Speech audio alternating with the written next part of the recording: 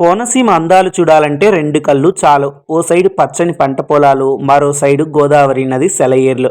అత్యంత సుందరంగా గోవా, కేరళ రాష్ట్రాలను సైతం మరిపిస్తుంది మన కోనసీమ జిల్లాలు.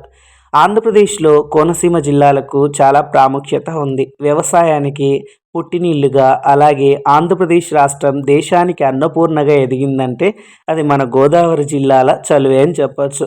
రాష్ట్రంలో ఎక్కువగా వరి పండించే గోదావరి జిల్లాల అందాలు చూడ్డానికి రెండు కళ్ళు నిజంగా సరిపోలేదండి. నేనైతే ప్రస్తుతం గోదావరి జిల్లాలో అయితే ఉన్నాను. ఇప్పుడు ఈస్ట్ గోదావరి జిల్లాలో ఏదో నా కంటికి కనిపించినటువంటి ఒక చిన్న వీడియో మీ ముందు తీసి పెడుతున్నాను.